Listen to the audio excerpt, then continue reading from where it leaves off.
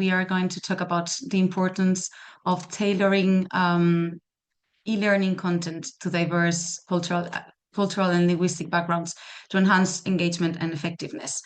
According to a study by Harvard Business Review, learners who find content culturally relevant are 75% more likely to complete their courses. And this is exactly what our fellow members Marked Improvement do. They are specialized in creating e-learning courses for an international workforce, not only translated, but also localized and tailored. Before I hand over directly to our speaker today, as a friendly reminder, this session is being recorded so that we can share it with you later. And throughout the duration of the session, you can submit your questions via the Q&A function, and they will be addressed by Charles Shields and his colleague, Frank Salvador, who will be able to answer in Spanish, if so you prefer, right after Charles's presentation. Now, without further ado, I'll hand over to founder and co-director Charles Shields, which will develop all this information in depth. Thank you, Charles. Thank you.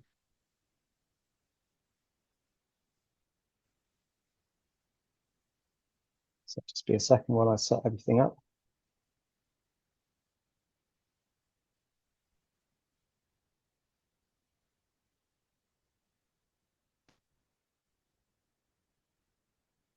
Okay, so hopefully you can see that okay. Comes around. Yeah, sorry about this. That's okay, great. So good morning, everyone, and welcome to this session on creating effective global e-learning. Thanks to Miriam and Alice and the Spanish Chamber of Commerce in the UK for hosting this session. And thanks to you for taking the time to join us today. So to give you a bit of background on me, I've spent 30 years in the learning and development sector, specializing in e-learning, instructional design, and training solutions for the workforce. My work's taken me across different industries, from corporate training to higher education, and I've had the privilege of working with organizations across the UK, Europe, and internationally. So I actually started out teaching English as a foreign language. I did a master's in that, and then I started working for academic publishers such as Cambridge University Press on writing CD-ROMs for English language teaching, which sold all around the world. That then got me into producing CD-ROMs for other types of training. I think, unfortunately, the fact that this was CD-ROMs kind of gives my age away, because that was back in the 1990s. And ultimately, that got me into higher education as the first head of e-learning in the sector back in 2000. I then had 15 years in higher education at the University of Derby and then at Loughborough University. So also in the room today is my colleague, Frank Salvador, who's based in Barcelona, and he'll now say a few words to you in Spanish to introduce himself. Frank. Hola, buenos días a todos. Soy Fran Salvador, soy el director técnico de Multimedia Improvement. Soy el responsable del desarrollo y mantenimiento de los proyectos de la empresa. Actualmente resido y trabajo en Barcelona y cuento con más de 20 años de experiencia en e-learning y desarrollo web. Al final del webinar estaré disponible para resolver cualquier duda técnica que tengáis sobre nuestra plataforma o cualquiera de nuestros proyectos. Thanks, Frank. So, Marked Improvement e-learning. We're a UK-based e-learning company with a strong international presence. A key part of our history is our deep-rooted connection to academia. So for 10 years, we were part of the University of Derby, where we developed and delivered online learning solutions across multiple sectors, not just for undergraduate students. And this academic foundation has given us a strong understanding of how to design courses to maximize learner engagement. We then took over the business from the university and became an independent business in 2015. And since then, we've expanded our reach, working with organizations in sectors such as healthcare, manufacturing, and all levels of education. I'd say that one of the things that makes us unique is our international approach. So while we're a UK company, half our team, like Frank, are based in Barcelona, And that's why we joined the Spanish Chamber last October and why we're here today. And I think I'd say this gives us a valuable European perspective, and it allows us to work seamlessly with clients across different linguistic and cultural backgrounds. We understand the challenges of delivering training to global teams. And so we're really specializing now in designing e-learning solutions that take into account language, culture, technical standards, and different engagement strategies. Our work ranges from developing bespoke e-learning modules to implementing full learning management systems. And just to say that if these terms, say bespoke e-learning or LMS, learning management system, if they're not familiar to you, I'll be explaining them in due course in this session. So while we're not part of the University of Derby anymore, we still partner with them on multiple projects, such as the one that you see on the left here is called HELA, which stands for Healthy Ears Limited Annoyance. It's hosted at the University of Derby, and it's a unique worldwide initiative to protect the hearing of people working in the live music industry all around the world, whether they're security stewards, bar staff, or sound engineers. And it came out of research conducted by a World Health Organization working group. So HELA was launched only last week at Ronnie Scott's Jazz Club in London, alongside the Parallel Listen for Life scheme aimed at the general public who attend concerts. The aim is to end up with the majority of live music venues around the world having HELA trained staff and certification. We've built the platform to deliver the online training and certification, as well as creating the training modules, which have been scripted by academics, sound engineers, and audiologists, led by the University of Derby.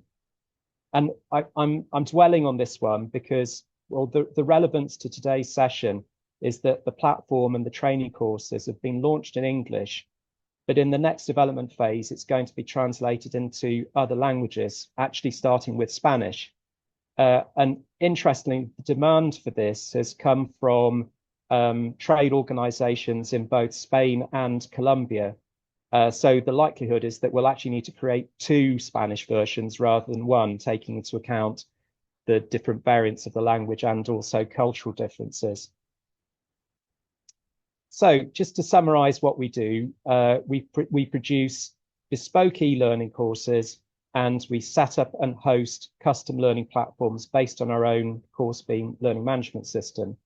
And we've now got somewhere between 200,000 and 220,000 registered learners across all our platforms. So we're really operating at scale now.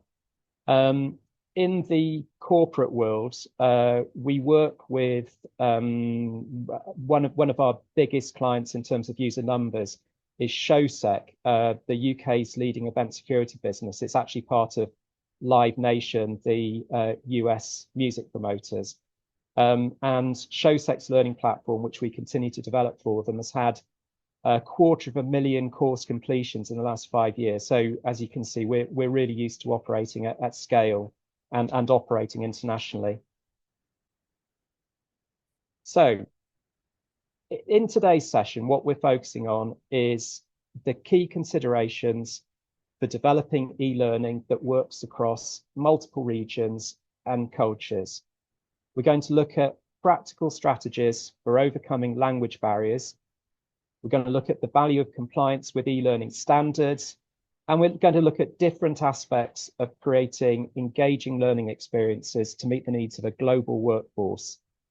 I'll also be sharing at the end a couple of real-world case studies to show how organizations are successfully implementing international or multilingual e-learning strategies. And as Miriam said, we'll leave some time at the end for questions. We should have about 15 minutes.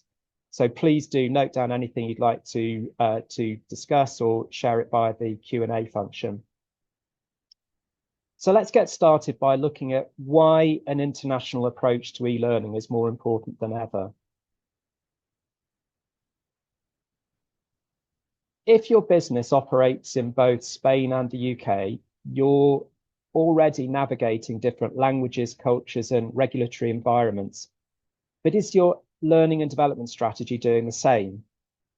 many organizations still design training as if each market were separate, creating different courses from scratch for each country, or not adapting learning experiences for diverse audiences. So that leads to duplicated effort, inconsistencies in training quality, and unnecessary costs. So instead, an international approach to e-learning ensures that training is consistent, scalable, and locally relevant. By developing cross-border e-learning courses, you can maintain a single core course structure, but adapt it to different markets with translation, localization, and regulatory compliance. And I'll say something about all of those different aspects in a few moments. You can reduce development costs and time by having a shared e-learning framework instead of building country-specific courses. You can offer a seamless learner experience, allowing employees in Spain and the UK or wherever else to access the same high-quality training in their preferred language. And you can ensure consistent reporting and compliance with all learning data potentially captured in a centralized learning management system. Global companies that invest in scalable multilingual e-learning achieve greater employee engagement, faster onboarding.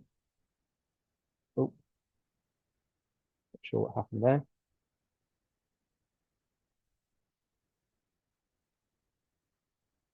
Can you still see that okay, Miriam? Okay, so sorry, just to take a step back. Global companies that invest in scalable multilingual e-learning achieve greater employee engagement, faster onboarding, and improved business outcomes. In fact, the question is, if your workforce is already international, why wouldn't your e-learning strategy be? So over the past 2 decades, technology and global events have fundamentally reshaped the way people work, making workforces more connected, flexible, and international than ever before. With faster internet and 5G networks and so on and so forth, this has made real-time collaboration across borders effortless, or at least in theory. If you've had problems on a Teams call recently, you might disagree with that. So today, over 5.3 billion people have internet access, up from just 1.1 billion in 2005.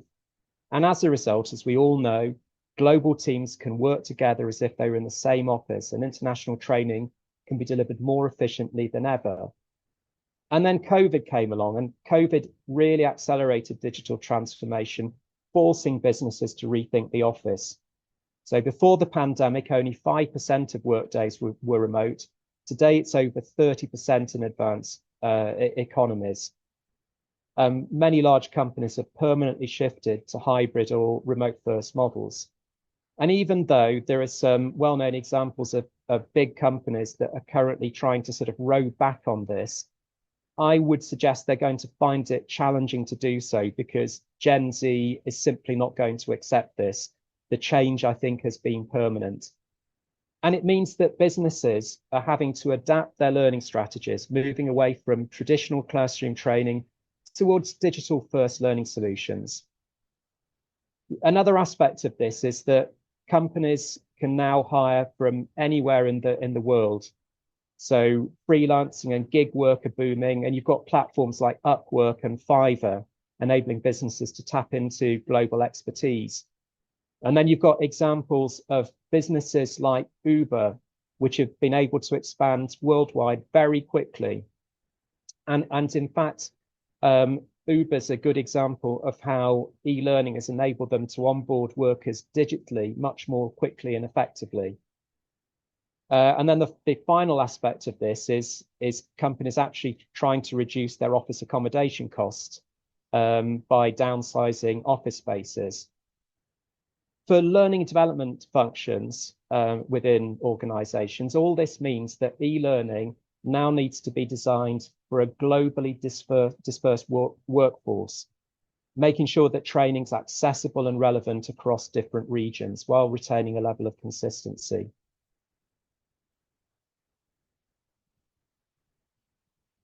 So when we're looking at global e-learning, the most obvious thing that clearly needs to be taken into account is translation.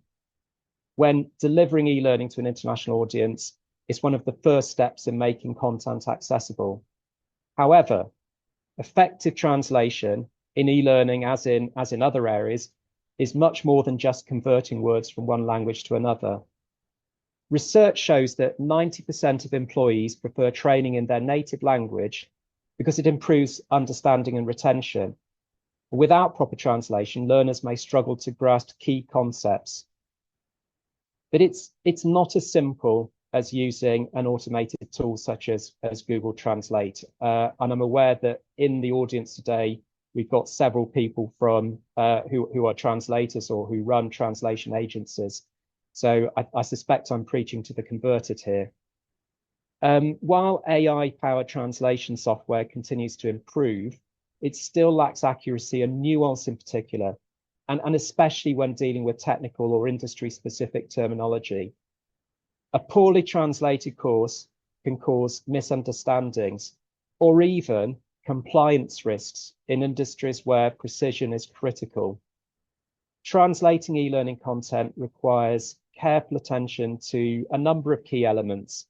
So all text-based content, including course instructions, learning objectives, quizzes and assessments, all of this has to be translated clearly and concisely. And then audio and video elements also need to be considered with different approaches such as subtitles, voiceovers, or full recordings, which have varying levels of cost associated with them. And it will come back to audio and video in due course. And in addition, the user interface shouldn't be ignored, because elements such as navigation buttons, feedback pop-ups, and interactive components all need to be translated to ensure learners can use the course effectively. Even with professional translation, a direct word-for-word conversion is often not enough. Cultural differences, regional regulations, and learner expectations all influence how training is received. To ensure that training is truly engaging and effective for different audiences, localization is essential. So let's explore that next. So as we said, while translation makes e-learning understandable, localization ensures that it's relevant to learners in different regions. And effective localization goes beyond language by adapting content to cultural, legal, and technical differences, making the learning experience more engaging and applicable to a diverse workforce. Learning styles vary across cultures, and training approaches need to reflect these differences. In some cultures, education, as we know, is more hierarchical, meaning that learners expect a formal, structured approach with clear authority figures guiding them. In other cultures, perhaps UK and Spain are examples of this, training is more informal and discussion-based, encouraging collaboration and interactive learning. So a course designed for UK employees might use a conversational and relaxed style, but this could feel inappropriate for learners in Japan, where professional training is typically more structured and deferential to authority. Imagery and examples also play a key role in localization. A course that exclusively features British or American workplace scenarios may not resonate with learners in Spain, China, or the Middle East, let's say. If the visual references are unfamiliar, employees may struggle to connect with the material, reducing engagement and learning effectiveness. And then there are technical considerations that also need to be addressed when localizing e-learning. So you've got the variation of date formats between regions. So here in the UK, we use day, month, year. So if you get what I mean, while the US reverses the months and the days, which can create confusion in courses that include deadlines. And then you have currencies and units of measurement, which obviously differ, meaning that a finance module that references pounds and miles may be less relevant for learners who use euros and kilometers, let's say. And then there's legal compliance. It's another critical factor. So regulations such as GDPR in Europe or data privacy laws in China may require different training content based on regional laws. So in summary, with this section, localization ensures that e-learning feels fully tailored to each learner rather than being just a direct translation of a course originally designed for another country. The more relevant the content is to the audience, the more likely it is to engage employees and deliver meaningful learning outcomes. Okay, so bespoke versus off the shelf. I referred to bespoke earlier. You may not be familiar with the term bespoke as applied to e-learning. When delivering e-learning, businesses need to choose between bespoke courses and off-the-shelf courses, or perhaps a combination of the two. So a bespoke course is one that's custom made to fit a company's specific needs, including branding, processes, and local regulations. Whereas off-the-shelf courses are pre-designed, ready-to-use training modules that generally cover topics such as compliance, cybersecurity, or leadership, the sort of more general topics, if you like. While off-the-shelf courses may seem like a faster and cheaper solution, they often fail to meet the needs of a multilingual and multi-market workforce. A bespoke course ensures that content's fully adapted for different countries and cultures, rather than just translated. It reflects your company-specific processes, industry regulations, and employee needs, while also integrating with your LMS for tracking and reporting. But we do have to recognize that bespoke courses require more initial investment of time and money to develop and maintain. So clearly that's a consideration. On the other hand, off-the-shelf courses provide a lower cost, faster deployment, but they're often only available in English or a few major languages. Most, if they're available in multilingual versions, are simply translated, and it's generally just AI translation. They're not localized, meaning they don't reflect cultural differences. And as a result, learners may struggle to engage with the content or find it irrelevant. These courses also often can't be easily adapted to local regulations or company-specific policies. So for companies operating across multiple markets, bespoke e-learning courses ensure training is culturally relevant, fully adapted, and aligns with your business objectives. So the question is, do you want a generic course or training that truly connects with your global workforce? So in this next section, we're going to look at assessment and tracking. And the question here is, if you can't measure learning, how do you know it's working? So assessment and tracking are at the heart of effective e-learning. Without them, there's no way to measure whether your training is actually working. Assessments do more than just test knowledge. They reinforce learning, they improve retention, and they ensure employees can apply what they've learned.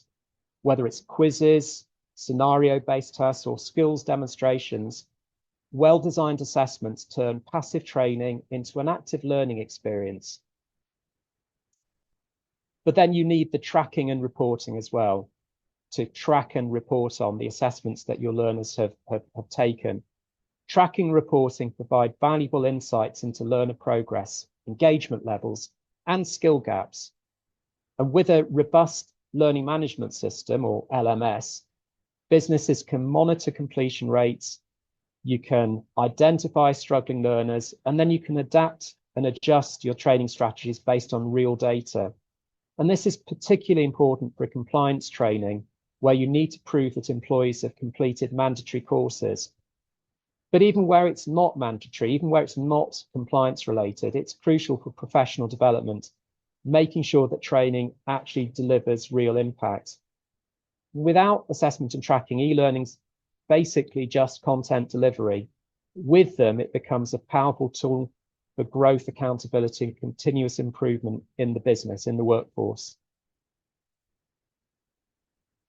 Right, so I mentioned earlier, we're coming on now to the use of video and audio as a way of trying to make e-learning experiences more engaging. When it comes to designing e-learning, text alone isn't enough to create an engaging and effective learning experience. Video and audio play a crucial role in enhancing understanding, increasing retention, and catering to different learning styles. Not everyone learns the same way, as we all know. Research shows that people absorb information in different formats, in different ways. So visual learners process information best through images, demonstrations, and animations. Video-based e-learning, including explainer animations, real-life scenarios, and instructor-led presentations, help learners, this type of learner, to retain key concepts more effectively. Auditory learners benefit more from spoken explanations, podcasts, narrated content, and so on. So professional voiceovers, interviews, and audio learning help them to engage without needing to read large chunks of text. And then you have kinesthetic learners who learn best by doing, and they can benefit from interactive videos, branching scenarios, for instance, where they make decisions and see outcomes play out. But beyond this kind of breakdown of learning styles, in general, video and audio also help to increase engagement, which is a major challenge in digital learning. A well-produced video with a human presenter creates a personal connection between the learner and the content. And note I said human presenter, not AI presenter. We'll come back to this because AI video generation has really taken off. But it's something that really needs to be unpicked to understand whether we're actually going in the right direction with that. Studies show that people retain 95% of information from video compared to just 10% from reading text alone. And while those figures, you know, the sort of the precise figures might be debated, I don't think we can really question that video presentation is more effective than just reading. And accessibility matters too. So using subtitles, transcripts, and alternative audio formats ensures that everyone can access the training, regardless of language proficiency or disabilities. So the key takeaway here is that video and audio aren't just nice to have, they're actually essential tools for engaging diverse learners and in delivering high impact e-learning. So what you can see in this picture, because you've perhaps been wondering what I've got this image here for, this is a video shoot from last week for one of our national level projects. And you can see the video producer over on the right-hand side, Dan, and on the left is a professional actress, Donna. So we recorded her against a green screen. If you're not familiar with green screen video, the green screen video technique, it's a technique that allows the backdrop to be removed so that when you then come on to edit the video, you can replace it with something else, as you can see on this next screen.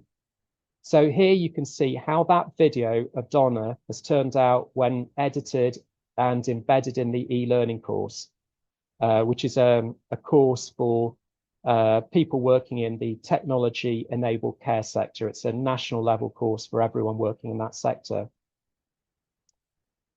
But we do need to acknowledge that there are practical difficulties in using video or audio in multilingual courses. With video, you could just get the subtitles translated to save budget, but for maximum impact, it would be better to source presenters in your other target languages, but this will of course add time, cost, and complexity. It's also important to plan what you include in the video segments and what's just presented as text and images. If you include, for instance, references to current legislation in the videos, these may become outdated and you might need to re-record the video sooner than you planned. Quite often, clients want to have us create e-learning modules that are entirely voiceover driven, i.e. they're basically like PowerPoint slides with pre-recorded audio. We strongly recommend that you don't do this for the majority of learners, because it tends to result in less engaging learning, where the learner is obliged to go at the pace of the voiceover. So we generally find it works much better to have short videos like the one you see here to introduce and close out a module and to explain key points, with the remainder based on text, images, and frequent interactions, encouraging the learner to engage rather than that behavior which we really want to discourage of learners just clicking next, next, next to skip through the content and try and scrape through the assessment at the end. And I suspect that most people on this call would have done something like that at some point. As with everything else, if you're going to use audio and video, think multilingual and localized from the start, as it will make life easier in due course. So in this next section, we're going to look at gamification. Gamification in e-learning involves incorporating game-like elements such as points, badges, and leaderboards to motivate learners and to increase engagement. Instead of being a passive experience, gamified training encourages active participation by making learning interactive and immersive. One of the best known examples of gamified learning is the language learning app Duolingo, which I'd imagine most people on this call today are familiar with. Its use of levels, streaks, and instant feedback keeps users motivated to continue learning. Gamification works because it taps into human psychology. Many people at least, not necessarily everyone, are naturally driven by progress, competition, and rewards. When learners earn points, unlock levels, or see their name on a leaderboard, there's a sense of achievement that boosts motivation and encourages course completion. The advantages of gamification e-learning are clear. It significantly increases engagement by making learning more interactive and enjoyable, and that helps to reduce dropout rates. Gamified elements encourage behavior change by rewarding learners for applying their new skills in the workplace. Immediate feedback reinforces knowledge retention, helping learners track their progress and stay motivated. It's particularly effective in skills-based trends such as sales, leadership development, and compliance scenarios where practical application is key. But despite its benefits, it's not suitable for every type of training and possibly not for all types of learner either. In some cases, compliance training or highly technical content may not require game mechanics, as clarity and efficiency might be more important than engagement.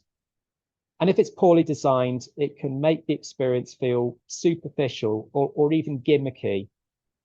And then over-competitiveness might actually discourage some learners, particularly if they feel they're not progressing as quickly as their peers. So when used strategically, it does have the power to transform e-learning by making it more engaging, effective, and rewarding, but it's not a universal solution. As a development agency, Marked Improvement, we've built leaderboards into some of our learning platforms for clients to promote competition between departments for who has the best course completion rates, let's say. This works for some organizations, but it's certainly not right for all.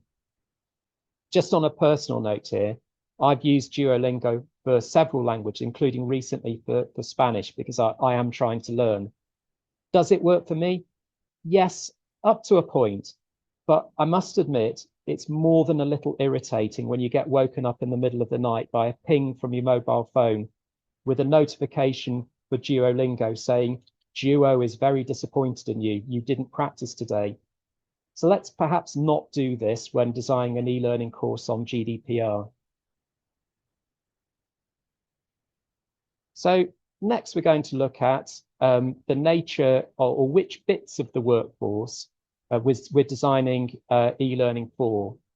And it's important to bear in mind that e-learning isn't just for office-based staff.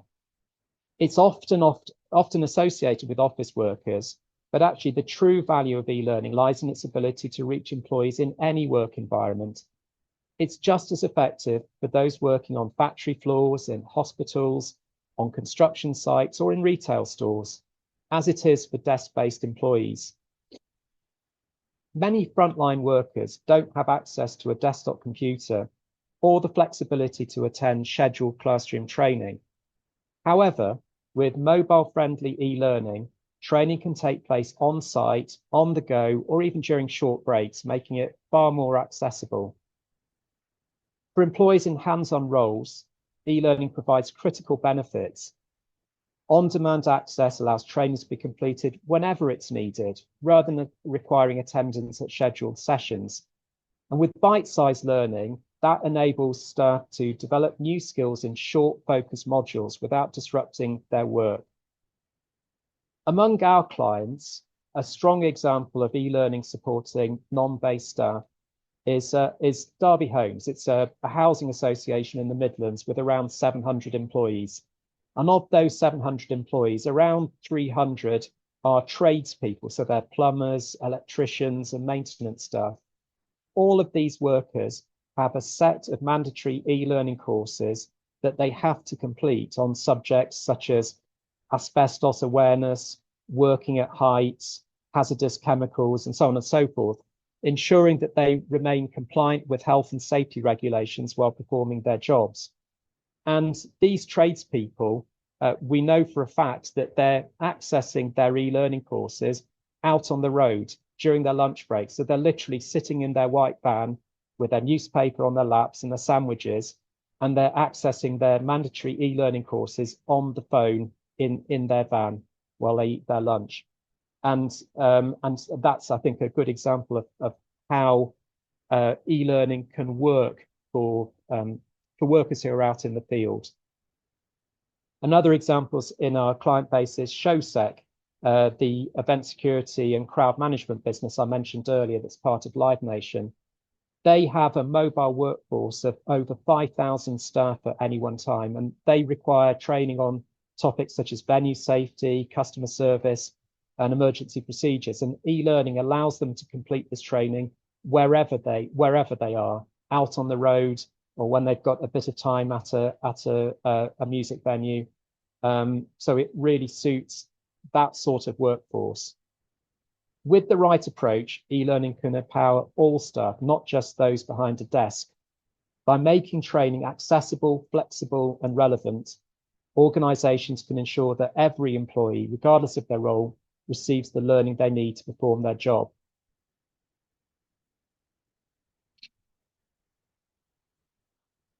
So e-learning designed for an international workforce must reflect the diversity of the people it serves. This means ensuring that imagery, case studies, and voiceovers represent different genders, ethnicities, ages, and disabilities so that all learners feel included and can see themselves in the training. However, diversity must be balanced with cultural sensitivity, as what's considered appropriate in one country may not be suitable in another. So a training example that includes alcohol consumption might be considered acceptable in the UK, but is almost certainly inappropriate in the Middle East, where cultural and religious norms obviously differ. Clothing choices in visuals and scenarios need to reflect regional expectations, ensuring that modest attire is used where it's the norm. The tone of voice and gender roles as well presented in e-learning should be culturally respectful, avoiding stereotypes while still engaging learners in different regions. This is all clearly a tricky balance to achieve, and it's quite contentious. So I think the recommendation here is to ensure that training is both inclusive and culturally appropriate. Organizations could choose to work with local consultants or cultural reviewers. And these experts can help to identify areas where content might need adaptation to better fit expectations and sensitivities. Off-the-shelf e-learning courses often feature diversity in terms of gender, ethnicity, and disability. However, my observation and that's based on a long experience, is that they frequently overlook older employees. So when commissioning bespoke training, I'd suggest that businesses should remember that their workforce does include, in most cases, people over the age of 50, who also need to be represented in learning materials. I might be somewhat biased in pointing this out, but I'd suggest it's an important consideration to ensure that diversity in e-learning truly reflects your workforce. So now we come on to the inevitable point on AI. It's everywhere and there's no escaping it. This isn't the place, we haven't got the time for a deep dive into AI and e-learning, but it's just to highlight where AI can actually be genuinely beneficial in e-learning development and where it might be overhyped or even problematic. Yeah. It's already having a significant impact on the way e-learning is designed, making the process faster, more efficient, and more personalized. But it's not about replacing creativity, but enhancing it. So in areas such as refinement of storyboards, analyzing learning objectives, identifying gaps in the content flow. And it can really, if you use it in this way, it can really help to ensure that courses build knowledge logically and provide a better learning experience. It's also, and we certainly use it in this way, particularly good for assessment generation. So basically, if you feed in the entire text for a module, you can then get AI to generate a set of assessment questions. So they could be multiple choice questions, scenario-based assessments, and AI helps to ensure that the assessments align with the learning outcomes and that the difficulty level of the questions and of all of the options is consistent. It's particularly good at that, and it's a massive time saver. Despite all of the advancements, though, it's not a substitute for human expertise. So while it can accelerate content creation in the way that I've described, the human oversight is essential for context, creativity, and quality control. And the most effective approach, in summary, is AI-assisted development, where technology is supporting real instructional designers to create more engaging e-learning experiences. There are areas where I think AI doesn't work so well still, and one is AI-generated video. To my mind, there's something that's just not quite right about the output from even the best of these AI video tools. I'll show you a couple of examples in a moment that I think prove the point. The other big area where, and we've referred to this already, is translation, and I suspect this may be picked up in the Q&A session shortly. Because even though there's a place for AI in low importance translation or in speeding up the workflow, for any purpose where nuance is important or accurate translation is critical, human translation is just still better. Okay, so I said I'd give you a couple of examples. Just looking at time, got about 5 minutes left. What we've got here is an example of an AI presenter and a real person reading the same script. And hopefully this is going to work and you'll be able to hear this. Let's just play the AI one. So this, in each case, is the introduction to an e-learning module on technology-enabled care. Let's see what you make of this. Welcome to Tech Operator Skills for Call Handling Part 1. In this unit, you'll develop the fundamental skills needed to respond to tech calls effectively. You'll learn how to handle emergency and non-emergency calls. Use active listening techniques and assess risk while keeping a professional and person-centered approach. By the end of this unit, you'll understand the core responsibilities of a tech operator. I'll just skip through this just to save a bit of time. And that's the AI-generated one, and this is the real actress. Welcome to Tech Operator Skills for Call Handling Part 1. In this unit, you'll develop the fundamental skills needed to respond to tech calls effectively. You'll learn how to handle emergency and non-emergency calls, use active listening techniques, and assess risk while keeping a professional and person-centered approach. By the end of this unit, you'll understand the core responsibilities of a tech operator. Okay, let's stop there. So we'll perhaps pick up on this in the questions. It'll be interesting to hear what you make of that. But I'd suggest that even though there would have been a significant cost saving on this project from just retaining the AI-generated videos in the final versions of the modules compared to bringing in the actress and doing a professional shoot, it was worth it. It was worth the extra effort and expense for something that's going to be a high-profile project used right across the sector. I'd hope you'd agree with that. Welcome to Tech Operator Skills for Call Handling. In this unit, you'll... Okay, So we've talked about the training modules, which I'll just say something briefly about the LMS or learning management system. So a learning management system then is the platform that hosts the content that you've created. It helps businesses to deliver, manage, and track e-learning. For international organizations, it ensures that consistent, structured, and measurable training is there, no matter where employees are based. It's essential for workforce development because it provides centralized training, ensuring that all employees receive the same learning experience. And it's what allows you to track progress, monitor compliance, and issue certifications. There are two well-known learning management systems. There are lots out there. Two of the best known are Moodle, which is widely used in corporate and educational settings, and Cornerstone, which is one of the leading enterprise solutions. We've developed our own course beam system to support custom e-learning and compliance training, but with a focus on removing some of the complexity of some of the larger systems and really cutting it down to what's required. What you can see here in this screenshot is an example of course beam used for the HELA Healthy Years project I mentioned earlier. So I think you can see in this that our focus has been on trying to, keep the interface as clean and clear as possible without unnecessary complexity.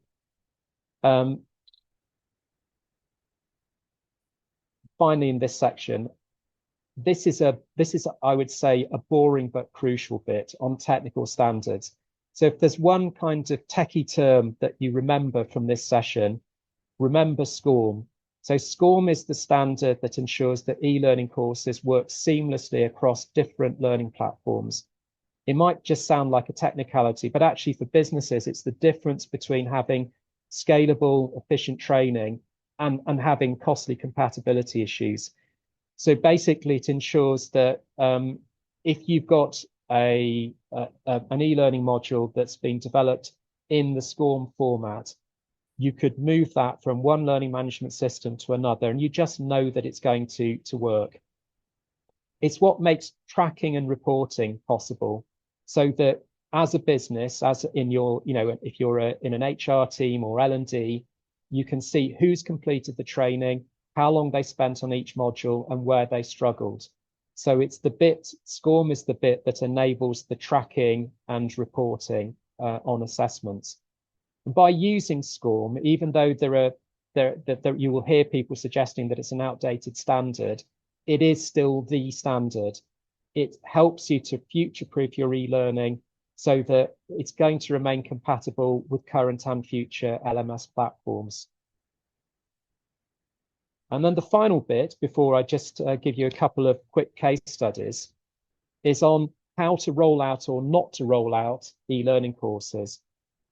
A well-designed e-learning course can transform workforce training, but how you roll it out determines whether it succeeds or fails. So firstly, you need to communicate clearly.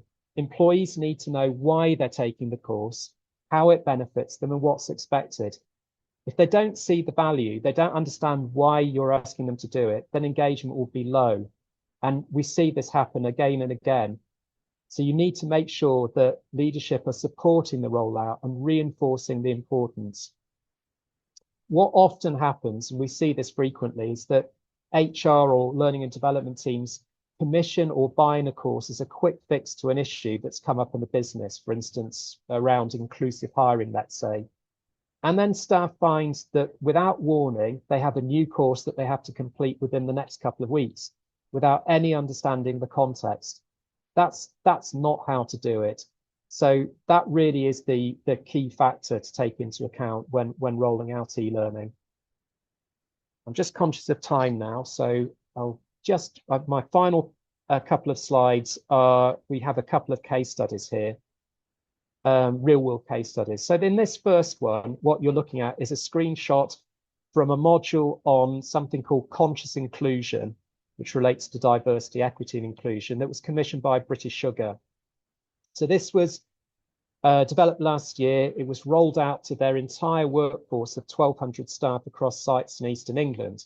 And because they have a lot of Eastern European workers, it was decided to translate the course into Polish and Lithuanian. In the audience today, I think we have Andrew Schlick, founder and managing director of AST Language Services, who undertook the translation of this. He might like to pick up on this in the Q&A at the end, but one of the issues with this course is that it turns out that there's no actual translation of the phrase conscious inclusion, certainly not into Lithuanian. And that's where AI translation can come unstuck, because it tries to translate literally, and that doesn't work. So in this case, the real translator had to come up with creative ways of translating conscious inclusion into both Lithuanian and Polish. And the other reason for picking up on this as a case study is that this was a textbook example of how to roll out a course. It didn't just appear on the course index for people when they came in on a Monday morning. It had been flagged up to them for months that this was coming. It was part of a wider plan around diversity, equity, and inclusion. There was a stakeholder group that had input into the development of the module all the way through. So absolutely a textbook example of how to do this. And the result was that they had fantastic feedback on the course. It was really well received. And in particular, the Polish and Lithuanian employees really appreciated the fact that the company had taken the trouble to translate the module into their languages. My final example, unfortunately, I can't give the name away or the sector, as it would, you'd then figure out who they were, and we're covered by a non-disclosure agreement on this project, so we can't do that. But it's a significant project for a big Swiss multinational company. And it's significant because the company's operating in over 30 countries around the world and are developing a multilingual 5-module course to be used by staff across all their subsidiaries in all these different countries via their single global learning management system. So we're currently looking at all the details around the languages to be covered initially, use of video content, whether the content would be translated or re-recorded, what localizations required for different markets, and so on and so forth. So a very big project, and actually a perfect example of the approach that we're promoting, because it's absolutely clear that taking this approach to develop one course to be used all around the world is much cheaper for the business than it would have been for each individual subsidiary to create their own version from scratch. So again, another really good case study. And that brings us to the end. Miriam, if you'd like to take over. Yeah, of course. Thank you very much, Charles, for your expert knowledge, for sharing your expert knowledge on effective global e-learning with us. It's been wonderful. It's been full of aspects and questions. So I don't know if our guests have any question at all, but we will open the floor to questions now. I have actually a couple of questions here already. So shall we start with these ones? So the first one is relating to the challenges that global e-learning can face right now. So you've been talking about AI, gamification, many things. What would you say are the challenges that global e-learning can face right now? Okay, so where should I start with this? There are a number of challenges. I mean, so the overall point is that it's something that's worth doing, and I hope that's what comes out of my presentation, that it's worth taking a global coordinated approach if you can. But it is true that there are challenges, both at the system level with the learning management system and also with the development of the bespoke content. And some of those challenges with the content, I think I've outlined. So, for instance, what languages are you going to translate into? Because if you're a large organization, in the case of that Swiss multinational, 30 countries. So translating into, and across those 30 countries, there are perhaps 18 or 20 languages. that becomes a very expensive proposition to translate into absolutely every language. So there's a kind of cost benefit analysis to which languages you translate into, what you do with video, for instance. And Miriam, you and I have had this conversation about Spanish video. So in the case of a project where videos have been recorded in English, just translating the subtitles into Spanish is clearly cheaper than re-recording the videos in that other language. There's an additional cost to doing that, but then maybe the videos will be more effective if they're actually redone rather than just being translated. So that's a challenge. In the final case studies I gave to you with this Swiss multinational, they're unusual in having a single global learning management system that all of their divisions and subsidiaries are required to use. In most cases, international businesses seem to allow their local divisions to have their own learning management system. And that clearly can create some issues. It's why I've emphasized the point about the SCORM technical standard for compatibility. But even with that, if each division has got its own learning management system, that's clearly a complication.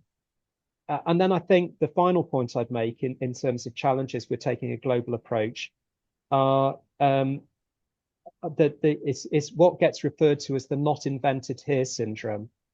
If it's the case that the local division feels that HQ in Spain or the UK or wherever it is forcing something on them, and that actually they'd have taken a different approach, clearly that's a challenge as well, and how you go about managing all of that. So there are other aspects to it, but I think those are some of the main things. I hope that answers the question. Mm-hmm. Also, you talked about e-learning courses for people which is not based in the office. Would you tailor the content to the platform that they are going to be consumed as well? So is this something that if they're going to be using their mobile phone? Account? Yeah, for example, so we know that we don't pay the same attention, or it's more difficult to attract the attention of certain things in a mobile phone than in a screen. So would you tailor the content, maybe going more through videos or things like that, more audiovisual probably, or I don't know, are there any aspects that you should take into account if you are creating e-learning courses for people which is not office-based? I think that's a really good question. So the first part of the answer to that is basically everything that any course that you develop now should work, whether it's on a laptop or desktop or mobile phone or tablet. But there's working, and then there's working well, if you see what I mean. So if you know, to answer your question directly, if you know that something that you're producing is only going to be used by people out in the field, and that they're pretty much all going to be accessed on their phone, then there are design decisions that you would probably make to simplify the interactions, to simplify the presentation of content, so that you don't end up with having too much information crowded into a small space. I think that's definitely true. I'd suggest that taking a video-based approach for mobile e-learning can work well. That can come across well. But you're absolutely right. If you know that it's going to be almost entirely mobile, then that is going to push you towards making certain design decisions. Okay, thank you.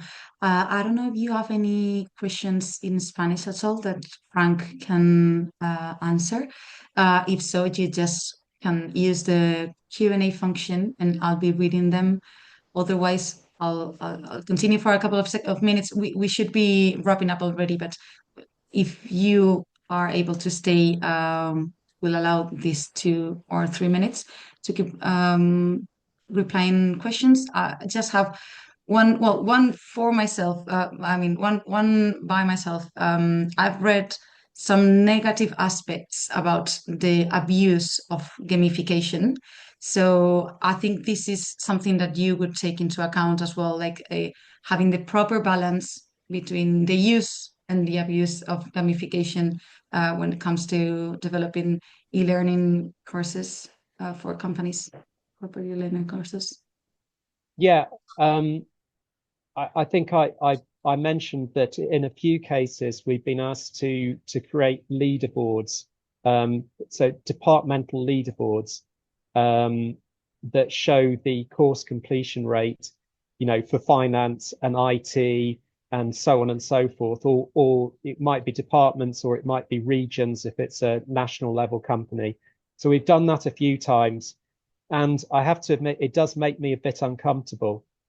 We've had, Frank might echo this. We've had feedback that it worked, but the way that it works would be that, and I've had someone say this to me at director level, that if you're a director within the business and you're going into a meeting and you look at the learning management system and you can see that the other departments have got a higher course completion rate than your department, then you're going to be hassling your staff to get that course completion rate up.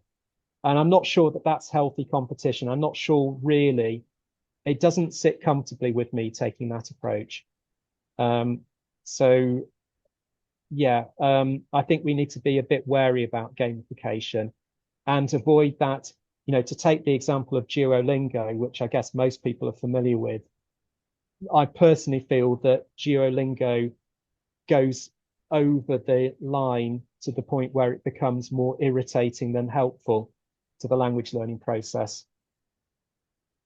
Thank you. Thanks so much. Well, if you don't have any other question, for the sake of timekeeping, we'll be wrapping up now. So thank you so much, Charles, for this expert vision, Frank, for your contribution, for being there. And thank you all for attending. I hope you find it both interesting and useful. Later today, you'll receive the presentation that they have just shared with us, together with the recording of this session and also their contact emails. So if you have further questions, please do not hesitate to reach them out directly. They'll be more than happy to help you. And just before finishing, as you may know, at the Spanish Chamber of Commerce, we have a very active events calendar and many interesting upcoming events. Our next event will be on Tuesday, 25th March at the Embassy of Spain. We will be hosting the 4th edition of our popular series, Women Who Inspire. This year is dedicated to the world of law. And if you want more information, you can have a look at our website and also for registration. Thank you very much, everyone, again, for joining us today. Thank you, our speakers, and have a nice day. Thank you all. Thanks then. Bye. Bye.